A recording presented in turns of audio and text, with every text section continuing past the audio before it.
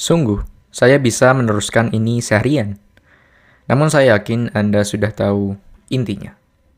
Semua hal yang bersifat positif dalam kehidupan dimenangkan lewat pengalaman yang berasosiasi negatif.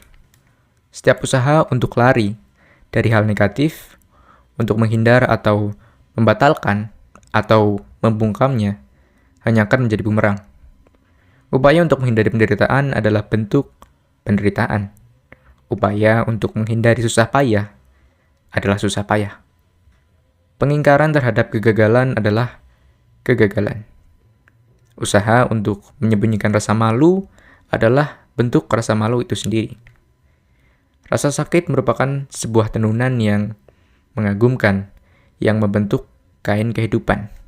Dan merobek tenunan itu bukan saja mustahil dilakukan, tapi juga akan merusaknya. Usaha untuk menghilangkannya akan melepaskan semua ikatan. Berusaha menghindari rasa sakit sama halnya dengan berurusan terus-menerus dengan rasa sakit itu sendiri. Kebalikannya, jika Anda tidak peduli atas bodoh amat dengan rasa sakit itu, perjuangan Anda tak akan bisa dibendung. Dulunya dalam hidup saya peduli akan banyak hal. Tapi saya juga bodoh amat terhadap banyak hal. Dan ternyata terbukti, hal-hal yang tak saya pedulikan itulah justru yang membuat perbedaan.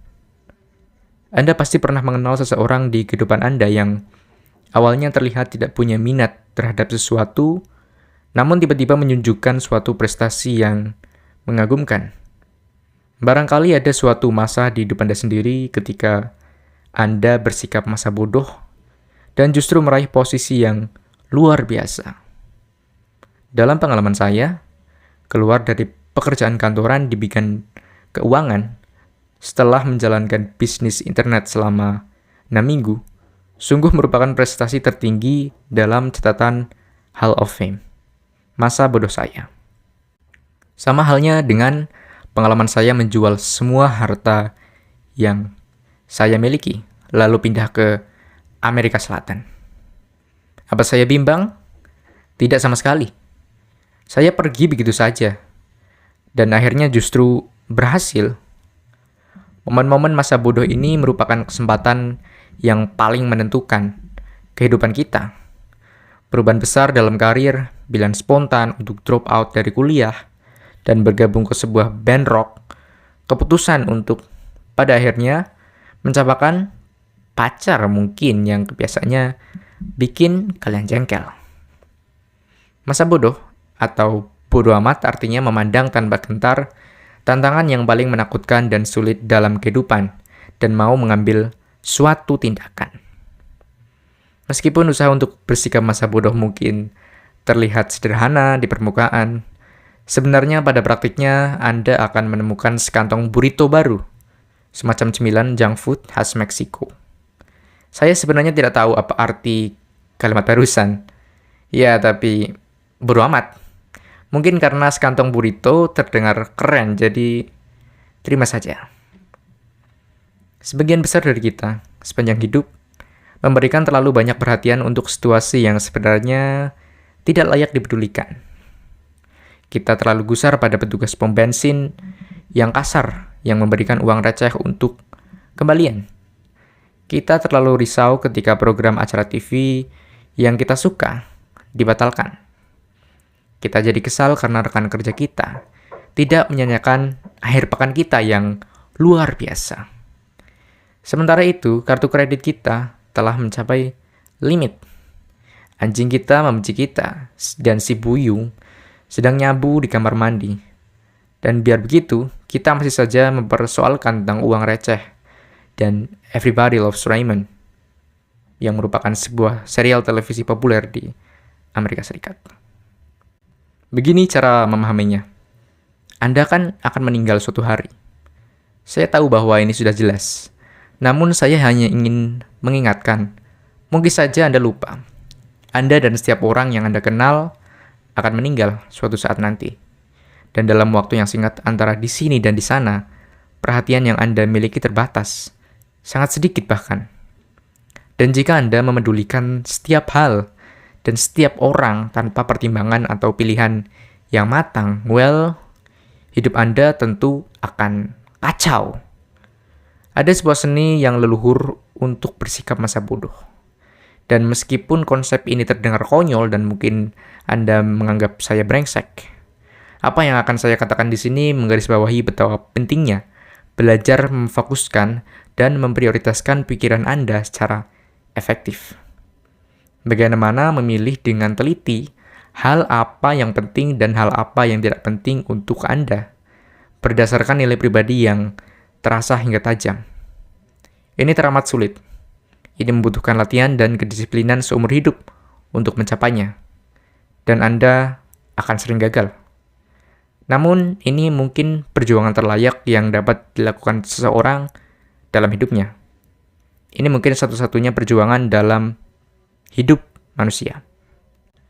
Karena ketika Anda terlalu mengurusi segala hal, ketika Anda memperhatikan setiap orang dan setiap hal, Anda akan senantiasa merasa bahwa Anda berhak merasa nyaman dan bahagia kapan saja. Bahwa semuanya harus sama persis dengan apa yang Anda inginkan. Dan ini sebuah penyakit. Dan ini akan menelan Anda hidup-hidup. Anda akan melihat setiap kesulitan sebagai suatu ketidakadilan. Setiap tantangan sebagai sebuah kegagalan. Setiap ketidaknyamanan terasa jadi masalah pribadi. Setiap perbedaan pendapat menjadi sebuah pengkhianatan. Anda akan terpenjara dalam kepicikan Anda sendiri. Neraka pikiran Anda sendiri. Hangus oleh amuk dan amarah. Lingkaran setan Anda sendiri. Dalam gerak konstan yang tidak ada ujungnya. Sebuah seni untuk bersikap masa bodoh. Saat kebanyakan orang membayangkan mental masa bodoh ini, mereka membayangkan jenis kekalaman yang tidak terpengaruh oleh apapun. Ketenangan yang mampu melewati semua badai. Mereka membayangkan dan ingin menjadi seorang yang tidak tergoyahkan dan tidak membuat gusar siapapun. Ada sebutan untuk orang yang tidak punya emosi atau pemahaman untuk apapun. Psikopat. Mengapa Anda ingin meniru seorang psikopat? Saya tidak habis pikir. Jadi apa arti masa bodoh di sini?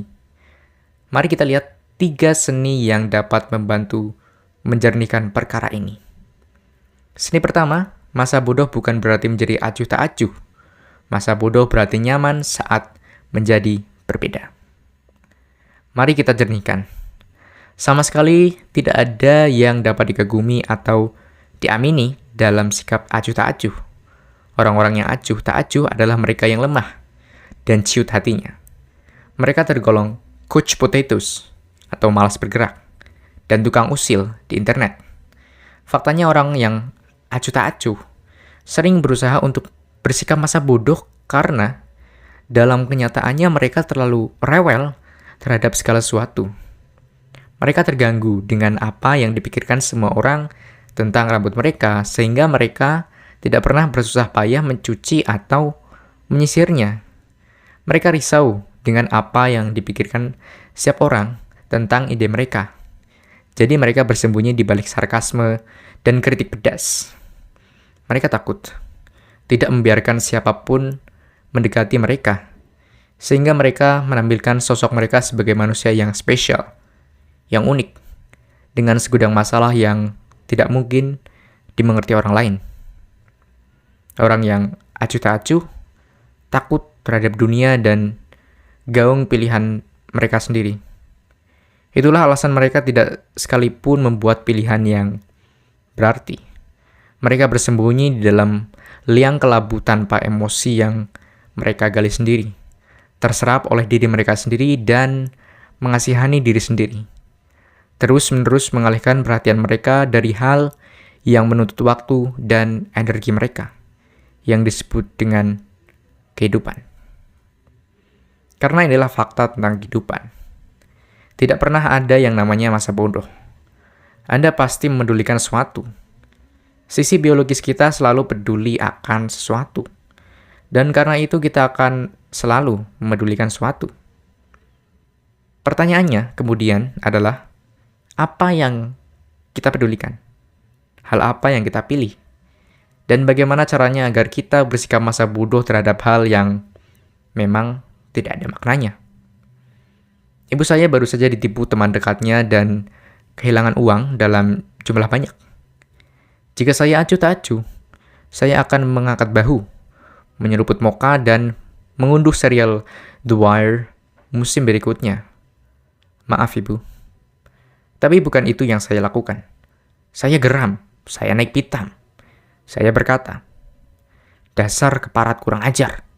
Lihat saja bu, kita cari pengasara, biar keparat itu merasakan akibatnya. Tahu mengapa? Karena saya sama sekali tidak peduli.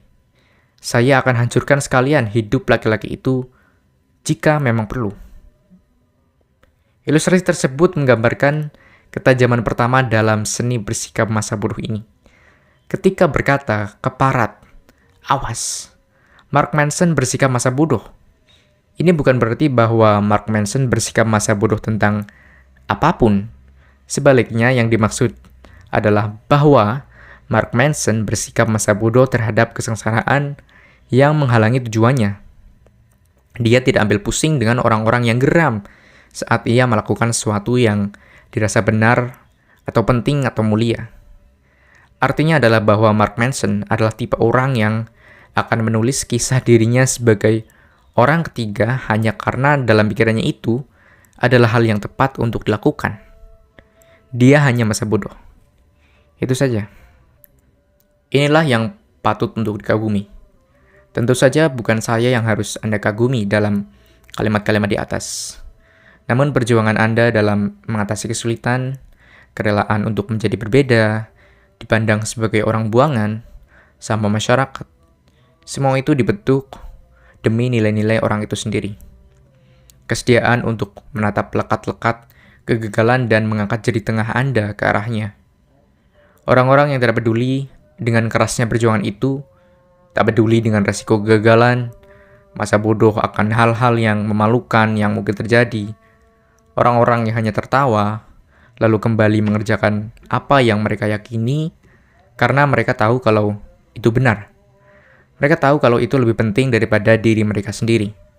Lebih penting dari perasaan mereka sendiri dan kebanggaan serta ego mereka sendiri. Orang-orang ini berkata, bersetan, tidak untuk semua hal, namun untuk setiap hal yang tidak penting dalam hidup.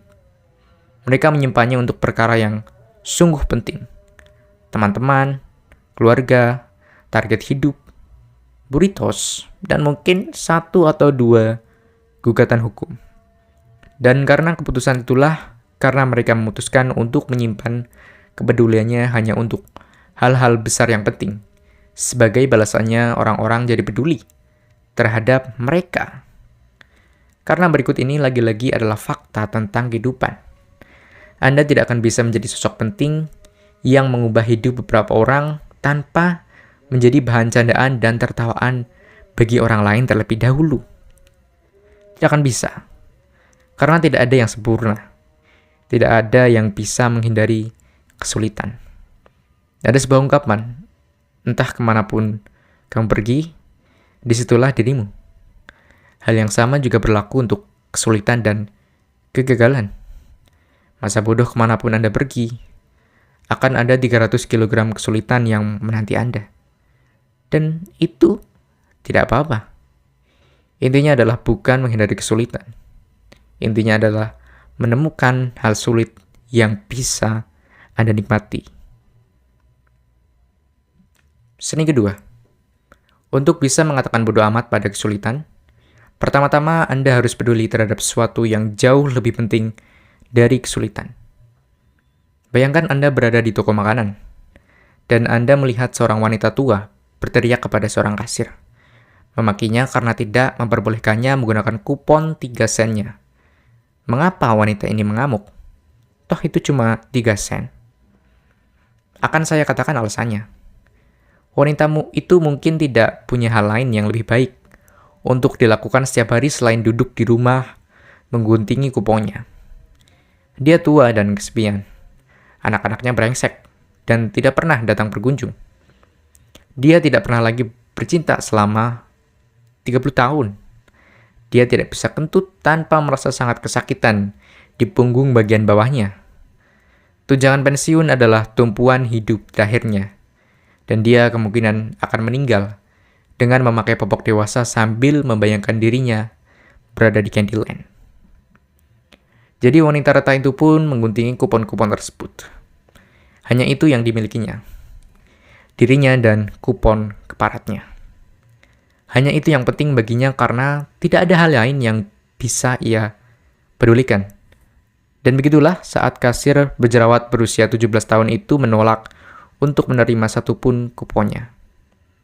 Ketika si kasir berusaha melindungi mesin hitungnya, uangnya layaknya ksatria yang melindungi keperawanan seorang gadis, jelas sekali si nenek akan benar-benar meledak. Kejengkelan selama 80 tahun akan tumpah seketika. Seperti hujan es dahsyat yang mengiringi keserewetan nenek itu tentang, di zamanku dulu tidak seperti ini. Atau, di zamanku dahulu, orang lebih punya tata krama.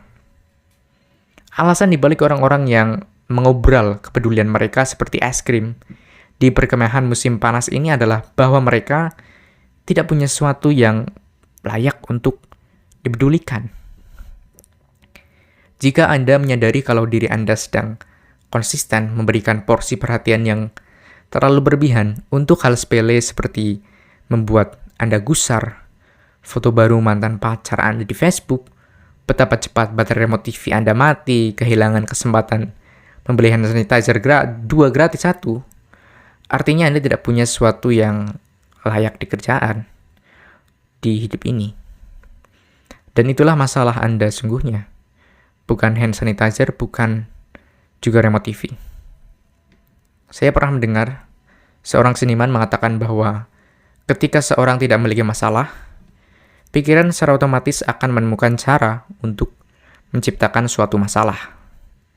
Saya rasa apa yang sebagian besar orang, khususnya orang kulit putih, kelas menengah terdidik yang manja, yang anggap sebagai masalah hidup sesungguhnya hanya efek samping dari tidak adanya sesuatu yang lebih penting untuk dipedulikan. Jadi menemukan sesuatu yang penting dan bermakna dalam kehidupan Anda mungkin menjadi cara yang paling produktif untuk memanfaatkan waktu dan tenaga Anda. Karena jika Anda tidak menemukan sesuatu yang penuh arti, perhatian Anda akan tercurah untuk hal-hal yang tanpa makna dan sembrono. Seni ketiga. Entah Anda sadari atau tidak, Anda selalu memilih sesuatu hal untuk diperhatikan. Orang-orang tidak dilahirkan dalam keadaan tanpa kepedulian. Faktanya kita dilahirkan untuk risau terhadap terlalu banyak hal. Pernahkah Anda melihat seorang anak kecil yang menangis karena warna biru di topinya tidak sesuai? Persis. Sungguh anak kecil yang bikin repot. Saat kita belia, semua hal terasa baru dan seru. Dan semuanya tampak begitu berarti. Karena itu kita jadi peduli terhadap banyak hal. Kita peduli tentang setiap hal dan setiap orang. Tentang apa yang dikatakan orang atas diri kita. Tentang apakah cowok atau cewek yang manis itu membalas telepon kita atau tidak. Tentang apakah kaos kaki kita cocok atau tidak. Atau apa warna balon ulang tahun milik kita. Ketika kita beranjak dewasa, didukung oleh banyak pengalaman, dan setelah menyadari bahwa banyak waktu terlewat begitu saja, kita mulai memperhatikan bahwa sebagian besar hal semacam ini hanya akan memiliki dampak yang kecil dalam hidup kita. Orang-orang yang komentarnya sangat kita risaukan sebelumnya, tidak lagi terhitung di dalam kehidupan kita. Penolakan-penolakan yang menyakitkan yang pernah kita rasakan telah memberi andil yang sangat baik. Kita jadi tahu betapa kecilnya perhatian yang diberikan oleh orang lain pada detail-detail superficial tentang diri kita. Dan kita pun akhirnya memilih untuk tidak lagi menanggapi mereka terlalu serius. Intinya kita menjadi semakin selektif terhadap perhatian yang rela kita berikan. Inilah sesuatu yang kita sebut kedewasaan. Ini bagus. Sebaiknya Anda mencobanya 1 kali. Kedewasaan muncul ketika seorang belajar untuk peduli hanya pada sesuatu yang sangat berharga. Seperti yang dikatakan Bung Moreland terhadap rekannya detektif McNulty dalam The Wire, yang sialnya masih belum selesai saya unduh. Itulah yang Anda dapatkan jika mencurahkan perhatian tidak pada saatnya. Lalu seiring pertambahan usia dan memasuki paruh baya, perubahan lain mungkin terjadi. Energi kita mulai menurun. Identitas kita pun mulai menguat. Kita tahu siapa kita. Dan kita menerimanya sepenuh hati, termasuk bagian-bagian yang sama sekali tidak membanggakan. Dan anehnya, ini membuat kita merasa merdeka. Kita tidak lagi perlu peduli terhadap setiap hal. Hidup berjalan apa adanya. Kita menerimanya entah baik atau buruk. Kita menerima bahwa kita tidak akan pernah menyembuhkan kanker, atau pergi ke bulan, atau merasakan puting Jennifer Aniston. Dan itu tidak masalah. Hidup terus berjalan. Jadi sekarang ini kita bisa menyisihkan perhatian kita yang semakin berkurang untuk hal yang benar-benar layak dalam kehidupan kita. Keluarga kita, teman-teman terbaik kita, ayunan golf kita, dan herannya hal-hal itu sudah cukup membahagiakan. Penyederhanaan ini sungguhnya membuat kita senantiasa merasa sangat bahagia. Dan kita mulai berpikir, mungkin apa yang dikatakan Bukowski, pecandu alkohol yang gila itu memang benar adanya. Jangan berusaha.